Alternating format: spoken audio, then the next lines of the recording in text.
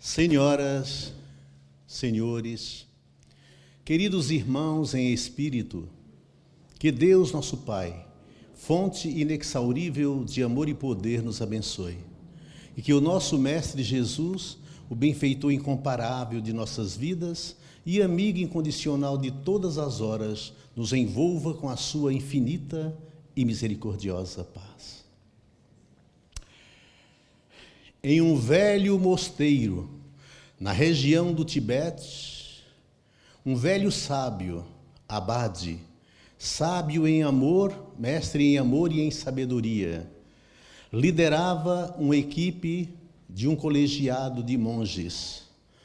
E todos os sábados ele montava no seu lindo cavalo árabe e morosamente se dirigia à vila para comprar mantimentos. Naquela manhã ensolarada de sábado, o vento lhe aquecia o rosto e o sol lhe aquecia a fronte. Ele então caminhava amorosamente com seu velho cavalo árabe, pensando na vida e na bondade de Deus, naquele sol maravilhoso, naquele vento, naqueles pássaros que esvoaçavam pelos ares. Ele ia pensando. Quando de repente a sua atenção foi chamada por gemidos, e ele procurou identificar de onde vinham, e os gemidos vinham da beira da estrada. Havia um homem caído, supostamente ferido, e clamando por ajuda. Ele então apiou o seu velho cavalo árabe e se dirigiu àquele suposto enfermo para socorrê-lo. Ao descer do velho cavalo árabe, aquele homem que supostamente estava ferido se levantou de um salto, tomou-lhe as rédeas e disse: "Vou levar seu cavalo." Era um engodo, era uma isca. Ele estava fingindo estar doente para assaltar o primeiro transeunte que passasse por ali. Pegou as rédeas e, antes de montar na montaria, o velho sábio lhe disse: "Sou velho, não posso lutar contigo. Eu quero apenas te pedir uma coisa, um favor." O ladrão então disse: "Pois então peça." O sábio disse: "Eu quero lhe pedir para não comentar com ninguém o que acabou de acontecer aqui." Diante de olhar interrogativo do ladrão, porque aquilo era inusitado. Todos os assaltados divulgavam para que todos tomassem conhecimento do fato. Davam queixa na polícia, divulgavam para que todos tomassem cuidado ao passar por aquela região. E aquele pedido era inusitado. "Eu quero que você não comente com ninguém o que acabou de acontecer aqui." Diante do olhar interrogativo do ladrão, ele explicou: "É que amanhã ou depois pode estar à beira da estrada alguém realmente ferido, precisando de ajuda, e as pessoas pensarem que se trata de uma isca, de um engodo, e não pararem para ajudar. Por isso que eu peço, não comente com ninguém o que acabou de acontecer aqui." Aquele ladrão, tocado por aquelas palavras inusitadas, porque não é comum. Normalmente as pessoas divulgam e dão queixa. Aquele sábio pedia para que ele não divulgasse, para que não acontecesse de alguém estar precisando de ajuda e ninguém desse, pensando tratar-se de um engodo. Aquele ladrão, tocado por aquelas palavras, devolveu as rédeas ao velho sábio e disse que iria procurar, a partir daquele instante, mudar para ser uma pessoa de bem, porque aquelas palavras do velho sábio o tocou profundamente. Então eu fiquei pensando no oferecimento da outra face, que Jesus tanto recomendou-nos. Se te ferirem na face esquerda, ofereça-lhe a outra. Se te roubarem uma capa, dê-lhe a túnica. Se te forçarem a andar 1 milha, ande 2. Né? Pague o mal com o bem. E o que fazemos? Porque ao me deparar com essa história, eu fiquei pensando em como a gente vive hoje em dia, por causa da violência que campeia todos os lugares. A gente para em um farol e sequer baixamos o vidro, pensando em tratar-se de um malfeitor que pode nos fazer mal. Por isso, aquele pedido do sábio tinha sentido. Não comente com ninguém, porque o mal não vale ser propagado, o mal não vale ser divulgado. Então, as palavras de Jesus lá no começo do Evangelho, capítulo 5, Jesus pede: se vocês lembram do que foi dito aos antigos, eu, porém, vos digo, se te ferirem uma face, ofereça a outra. Então, Jesus não veio revogar a lei de Moisés, que dizia olho por olho, dente por dente, pé por pé, mão por mão, braço por braço. Essa era a lei da época de Moisés. E já foi um avanço para aquela época, porque havia um disparate muito grande. Se alguém me fizesse o mal, eu fazia 2 ou 3 maus a ele. Se alguém me roubava uma vaca, eu poderia roubar quantas vacas eu quisesse do malfeitor, do ladrão. Havia uma discrepância muito grande, e a lei de Moisés, olho por olho, dente por dente, a lei do talião, era justa para a época. Não havia mais disparate, era justo, era equidade. Se te roubarem uma vaca, roube-lhe uma vaca também, fica tudo igual. Se matarem alguém do seu afeto, mate um deles, pronto. Não há mais disparate. Mas Mahatma Gandhi, que era hindu, e que gostava muito do cristianismo, só não gostava do comportamento do cristão, disse certa vez que se a lei do olho por olho, dente por dente, tivesse valendo até hoje, estaríamos todos cegos e banguelos. Não faz mais sentido. Jesus veio dizer: não, ame, perdoe, perdoe quantas vezes forem necessária, Continue não fazendo ao outro o que você não quer que façam a você. Essa é a lei de Moisés e dos profetas. Mas agora eu quero que você faça ao outro o que você gostaria que fizessem a você. E o que é que a gente faz? Quando a gente está andando na rua, dirigindo um automóvel, e alguém nos dá uma fechada maldosa, como que a gente reage? Fizeram-nos um mal, não foi? A gente quer pagar com a mesma moeda, a gente xinga, ou a gente dá um passe à distância no malfeitor? Como a gente reage? Será que a gente paga com o bem o mal que nos fizeram? Essa é a pergunta. Mas às vezes a gente age errado e a gente fala: eu fui influenciado negativamente. É o obsessor, não é isso? A gente coloca toda a culpa sempre na espiritualidade inferior. Eu fui obsediado, eu não tive culpa. Teve sim. Porque a última palavra é sua. Os espíritos desencarnados inferiores não podem nos fazer mal algum. Não, eles não podem. Eles não têm esse poder. Eles se utilizam do mal que já há em nós. Eles fomentam esse mal. Por isso que devemos sempre fazer reforma íntima, para que estes inimigos, entre aspas, não encontrem respaldo.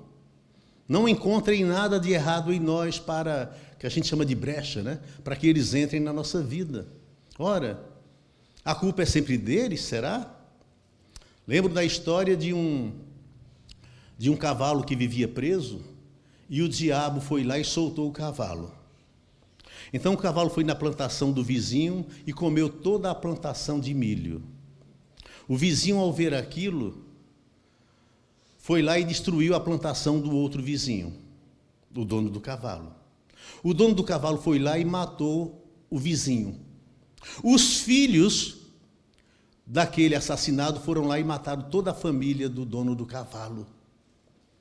Então alguém chegou para o diabo e disse: você viu o que você fez? Ele disse: eu não fiz nada, eu só soltei o burro. O resto é com a maldade que já existe no coração das pessoas. Não é verdade?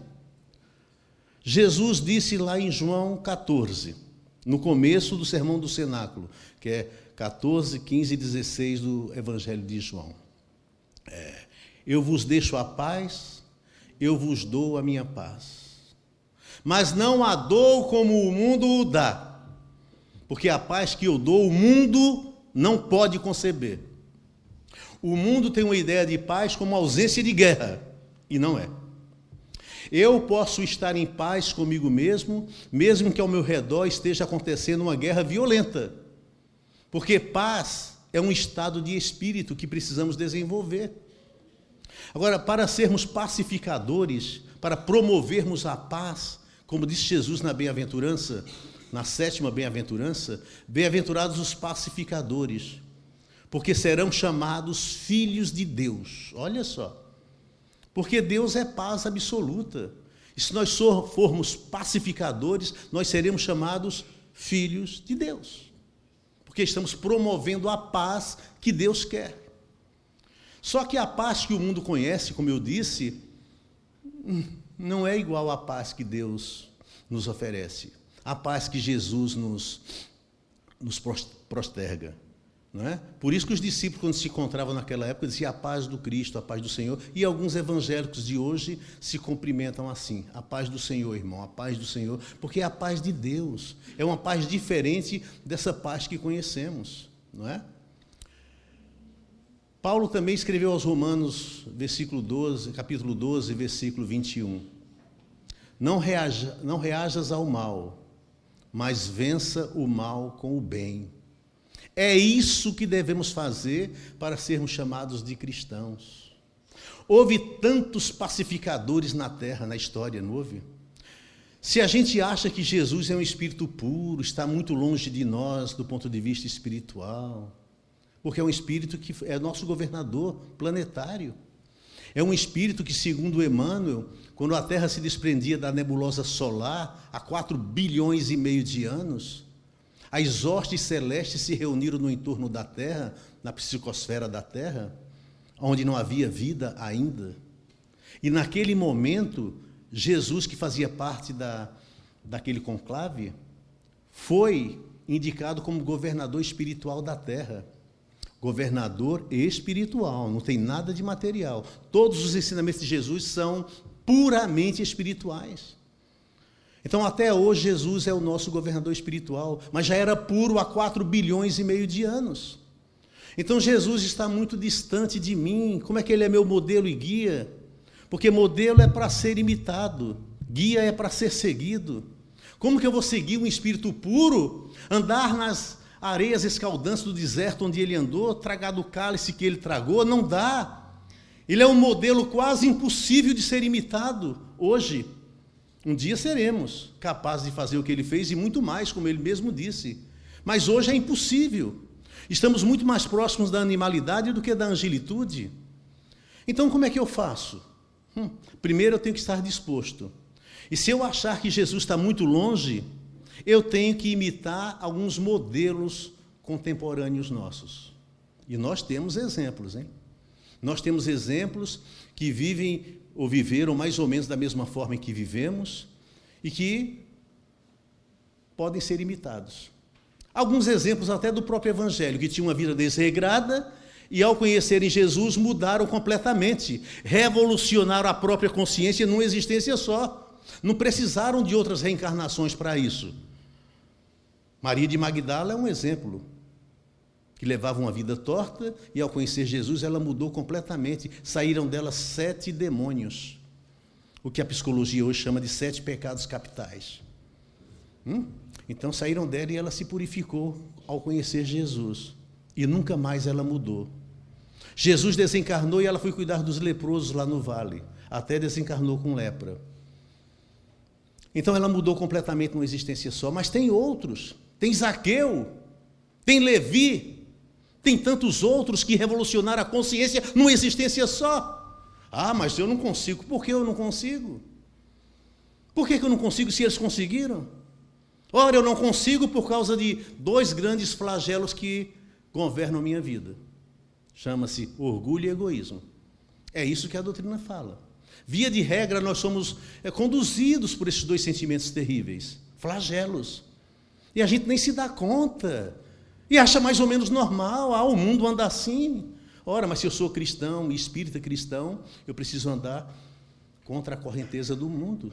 Não é fácil. Não é fácil. Ninguém nunca disse que era fácil. O próprio Jesus disse: esforçai-vos por entrar pela porta estreita. Esforçai-vos, porque muitos tentarão e não poderão passar, não podem. Então a gente precisa, como estamos mais próximos da animalidade do que da angelitude, nos esforçar. É para isso que estamos aqui. É para passear? É para nos alimentar bem? É para vivermos materialmente bem confortados? Claro que é, faz parte. Mas, sobretudo, é para evoluirmos, é para mudarmos. É como disse Madre Teresa de Calcutá, que foi uma outra grande pacificadora, deixarmos as pedras que trazemos pelo caminho, para voltarmos mais leves. Mas incautos que somos, ao invés de deixar as pedras pelo caminho que são nossas, a gente coloca mais pedras dentro do saco. E a gente volta mais pesado. Aí agora eu digo, e não se esqueçam, quem pesa desce, não sobe não. Não é? Então, Madre Teresa de Calcutá, esse que nós acabamos de cantar junto com ele, Francisco de Assis, um grande pacificador, que na sua prece ele pede, Senhor, fazei de mim um instrumento de sua paz. 2 beberrões inveterados da cidade de Akron, no estado de Ohio, Bill e Bob, que fundaram uma irmandade chamada Alcoólicos Anônimos, que tem mais de 3 milhões de alcoólicos parados de beber, e atrás desses 3 milhões tem uma família que parou de sofrer. São pacificadores. São pacificadores. E são pessoas comuns como nós. E Chico Xavier, e Jerônimo Mendonça, e Jesus Gonçalves, e tantos contemporâneos nossos que promoveram a paz. Mas como que eles promoveram a paz? Porque eles tinham a paz dentro dele. Porque só se dá o que se tem. Mas se alguém me der o que eu não quero, eu preciso transformar aquilo, transmutar aquilo em coisas boas. Isso é oferecer a outra face. Se alguém me der um limão, que eu não devolva o limão, que eu faça uma limonada. Isso é mostrar a outra face. Se alguém me faz o mal, que eu faça o bem. Por isso que eu digo sempre, se te derem um limão, faça uma limonada. Se te derem uma laranja, faça uma laranjada. Se te derem uma goiaba, faça uma goiabada. Se te derem um cágado, deixa para lá, não faça nada. Pois bem, a gente precisa sublimar o que nos dão de errado. A gente precisa dar coisas boas, só que essas coisas boas precisam estar dentro de nós. Ninguém dá o que não tem. Eu só posso promover paz se eu tiver a paz dentro de mim. E como eu vou ser feliz e ser chamado filho de Deus? Se eu for um promotor da paz, se eu desenvolver a paz dentro de mim para poder sair espalhando esta paz por aí. E é isso que devemos fazer. Orar por aqueles que nos perseguem é fácil? Não é. Perdoar aqueles que nos fizeram mal é fácil? Não, não é. A gente precisa se esforçar para entrar por essa porta. Não é? Mas aí eu preciso desenvolver um estado de paz, esse reino de Deus dentro de nós. Só há 2 bem-aventuranças onde o verbo está no presente, só 2 das 9. A primeira, bem-aventurados os humildes de espírito, porque deles não será o reino dos céus. Não é? E a 9ª bem-aventurança, que fala assim, bem-aventurados os que são perseguidos por causa da justiça, porque deles é. Ora, se eu for perseguido por causa da justiça que há em mim, é porque eu já estabeleci o reino de Deus dentro de mim, por isso que há justiça dentro de mim, aí eu vou ser perseguido por isso, como Jesus foi. Felizes aqueles que são perseguidos por causa da justiça, porque deles é o reino dos céus. Só essas 2 que estão os verbos no presente. As outras, o verbo é no futuro. Bem-aventurados os mansos, porque herdarão a terra. Bem-aventurados os pacificadores, porque serão chamados filhos de Deus. Bem-aventurados os misericordiosos, porque alcançarão misericórdia, e assim por diante. Então a gente precisa fazer isso, desenvolver a paz dentro de nós. Há tantos pacificadores, né? Tem uma história que circula por aí a respeito de Gandhi que eu não acredito. Porque Gandhi, ele foi um grande pacificador. Ele libertou a Índia do jugo inglês sem disparar um tiro sequer. Na paz. Houve quem disse que a juventude futura nunca iria acreditar que houve uma alma tão sublime como Gandhi naquela época dele. A gente não consegue acreditar ou saber da grandiosidade desse espírito, Mahatma Gandhi. Por isso que eu não acredito na história que circula-se por aí a respeito dele. Não acredito. Dizem que quando ele estudava advocacia, por quanto ele era advogado, lá na universidade em Londres, ele tinha um professor que não ia com a cara dele. Era notório. O professor Peters. O professor Peters não escondia de ninguém que não gostava do Gandhi.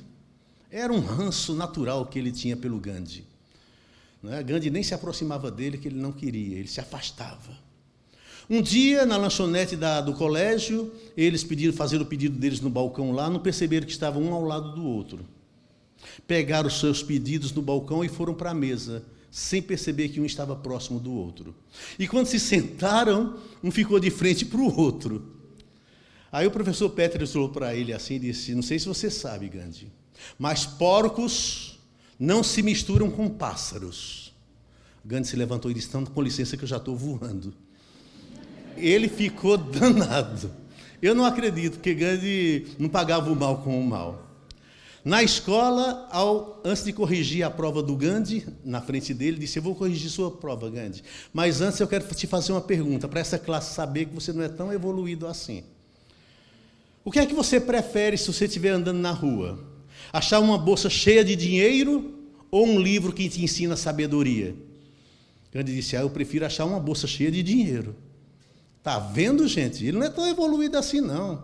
Ele não quer encontrar o livro que ensina sabedoria, porque eu prefiro encontrar um livro que ensina sabedoria. Aí Gandhi falou: cada um pretende achar aquilo que precisa, né? Ele ficou danado, pegou a prova do Gandhi, que estava na frente dele, com a caneta vermelha, escreveu idiota, sem dar a nota. Escreveu idiota e entregou o papel para Gandhi. Gandhi olhou e disse: professor, o senhor assinou e esqueceu de dar nota. Eu não acredito que Gandhi fez isso. Eu não acredito. Mas dizem que ele fez. Mas no currículo de Gandhi, na biografia de Gandhi, não consta nada disso. Porque Gandhi oferecia sempre a outra face.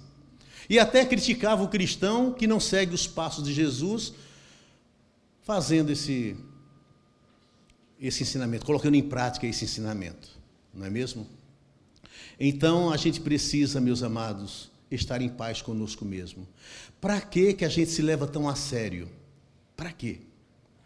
Jesus disse que nós temos um outro modelo que a gente deveria seguir e que está ao nosso lado o tempo todo, na nossa casa, e a gente não segue. Jesus nos legou um outro modelo. A doutrina espírita nos fala que Jesus é o modelo, mas o próprio Jesus nos legou um outro modelo. Foi ou não foi? A criança. Enquanto criança. Porque ali tem um espírito que vai se desenvolver e vai se revelar como ele é depois da adolescência, depois da adolescência.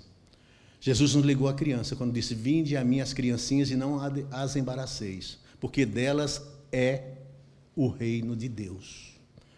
E olha o que ele disse na sequência: quem não conceber o reino dos céus como uma criança, não é digno dele, do reino. Quem não conceber o reino dos céus como uma criança, não é digno dele. Então a criança é um modelo. Eu tenho que conceber o reino dos céus como uma criança. Eu preciso ser criança. Voltar a ser criança. A gente se leva muito a sério. E a gente não deixa essa criança interior brotar, crescer dentro de nós. Claro, com responsabilidade. Daqui a pouco vamos embora. A vida é efêmera, muito passageira, muito rápida. E a gente fica esquentando a cabeça com bobagens. Não devemos nos inquietar com nada, meus amados. Pensem bem. A morte é o fim de todos, a morte do corpo físico. Só duas coisas devem nos inquietar: se vamos ser bem-sucedidos ou não. Né? Se vamos ser bem-sucedidos, não devemos nos inquietar.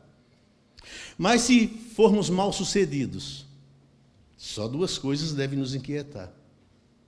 Né? Se vamos ficar doentes ou manter a saúde. Se vamos manter a saúde, não devemos nos inquietar. Mas se vamos ficar doentes, só duas coisas devem nos inquietar: se a doença vai se agravar ou se vamos melhorar. Se vamos melhorar, não devemos nos inquietar. Mas se a doença se agravar, só duas coisas devem nos inquietar: se vamos morrer ou se vamos permanecer vivos. Se vamos permanecer vivos, não devemos nos inquietar. Mas se vamos morrer, só duas coisas devem nos inquietar. Se vamos para o céu ou se vamos para o inferno. Se vamos para o céu, não devemos nos inquietar. Mas se vamos para o inferno, também não devemos nos inquietar, porque muita gente que nos antecedeu nos esperarão lá. Então, para quê? Para que esquentar a cabeça, não é mesmo? E a paz que eu preciso oferecer para vocês, por onde eu ando, o exemplo que eu devo ser. Vocês pensam que quando um carro me fecha no trânsito eu não tenho vontade de xingar? Tenho. Mas de repente eu penso, vai que ele assiste minha palestra, né? E eu tenho que me policiar. Isso é bom. Porque eu me comporto bem, mesmo que seja na forçada. Agora, ultimamente, eu estou até dando um passe à distância. Vai com Deus, meu irmão. É melhor. Evita problemas. Eu fico bem. Quantas coisas erradas a gente não vê aí por conta de desequilíbrios no trânsito? As pessoas que querem pagar o mal com o mal. Não dá certo. Quando você pede desculpas e dá razão para o outro, acaba a briga. E razão é uma coisa boba, não é? A gente briga para ter razão, mas quando nos dão razão, a gente não sabe o que fazer com ela. Não é uma coisa boba? Então dê razão para o outro e pronto, siga em frente e vá ser feliz. Não devemos brigar por ter razão, para quê? Que bobagem. É muita bobagem. E tudo começa em casa, no nosso lar, que é o laboratório do amor, é lá onde a gente aprende. A gente vem aqui aprender um pouco para colocar em prática dentro do lar. É no lar onde a gente tem que aprender e desenvolver o amor, na prática, dentro do lar. E depois é claro que isso vai se irradiar para fora, mas tudo começa em casa. Mas tem casais que vivem em plena guerra, não tem? Uma vez, um casal amigo meu ia se separar e eu perguntei, mas por que vocês vão se separar? Será que o divórcio é a solução? Por quê? Ele disse, Gesualdo, quando casamos, eu falava e ela me ouvia.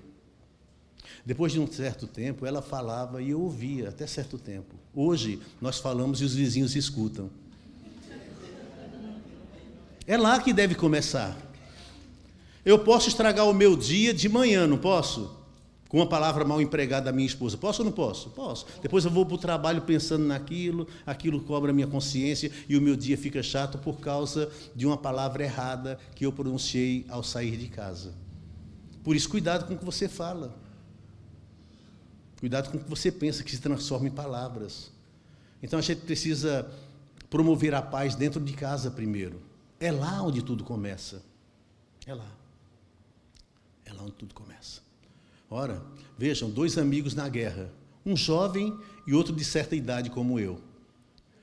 De repente, o mais velho olhou para o jovem e disse assim, você é tão jovem e está aqui na frente de batalha? Por que você é tão jovem e se inscreveu para a guerra? Ele disse, porque eu sou jovem e adoro a guerra.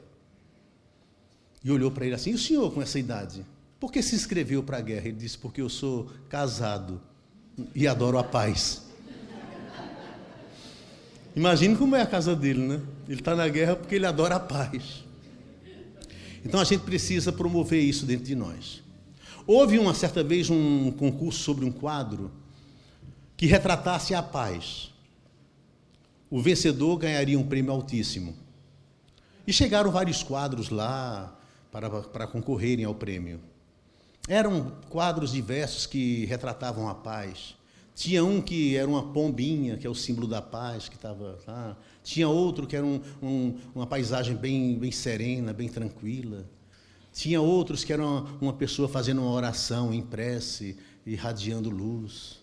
Vários quadros foram mandados para lá. Vocês sabem qual foi o quadro que ganhou? Ondas violentas que batiam no rochedo, impetuosamente. Pá! Ondas vinham e batiam no rochedo, com muita violência. E esse quadro ganhou o concurso. Alguém reclamou para o crítico de arte. Não pode. Tinham vários quadros representando a paz aqui, e esse quadro representando violência, ondas que batem nesse rochedo com impetuosidade.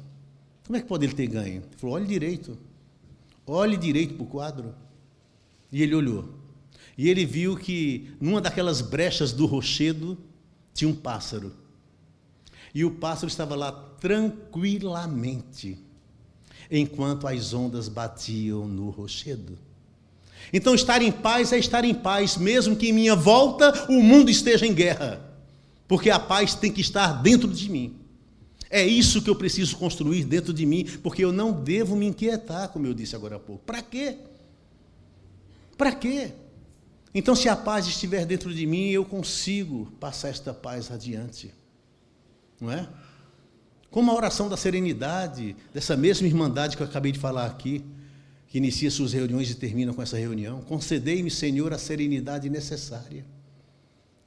É necessária, não é mais nem menos, é necessária. Concedei-me, Senhor, a felicidade necessária para aceitar as coisas que eu não posso modificar.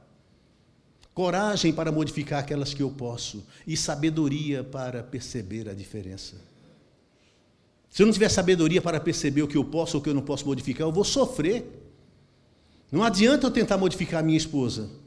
Eu tenho que aceitá-la como ela é. Porque querer modificar o outro, eu sofro, porque eu não posso. Só há uma pessoa no mundo que eu posso modificar com muita força de vontade, se eu puder. Sou eu mesmo. Ninguém pode modificar o outro, é aceitar o outro como ele é. Eu acho que até hoje a minha esposa tenta me modificar e sofre com isso. Não pode. Não pode. Coragem para modificar as coisas que eu posso. Tem coisas que eu posso modificar, mas eu não tenho coragem. Eu preciso fazer reforma íntima, que é um processo doloroso, mas eu não tenho coragem. Eu vou abdicar de coisas que eu gosto, de vícios que me fazem bem. Então eu não quero fazer reforma íntima. Não, tem que ter coragem para fazer aquilo que você pode. E sabedoria para perceber a diferença, gente. A gente precisa ter isso. Uma vez, eu li um livro e fui dormir com um daqueles capítulos na minha cabeça. E sonhei. E tive um sonho com algo referente àquele capítulo. O livro era de Amílcar de Chiaro Filho. Eu fui dormir pensando naquele capítulo que me chamou muito a atenção e tive um sonho. Eu sonhei que eu ouvia uma melodia muito linda sendo tocada por uma flauta de bambu. Eu me aproximei daquele jovem que tocava e disse: eu admiro tanto vocês que sabem tocar. Eu não consigo tocar nada, nem de ouvido. O jovem olhou para mim e disse: eu preferia ser o instrumento e não aquele que toca. Aí eu falei: como assim? Ele disse: eu manejo os meus dedos na flauta de bambu e assopro no bico dela, para alcançar as notas que eu quero. Como no simbolismo bíblico, Deus soprou nas narinas do homem o sopro da vida. E quando o sopro da vida passa pela alma do homem, e o homem começa a ser instrumento, levantar o caído, dar um conselho a quem precisa, abraçar aquele que chora, promover o bem, ele está deixando que o sopro da vida reaja dentro dele, que ele seja instrumento do amor de Deus.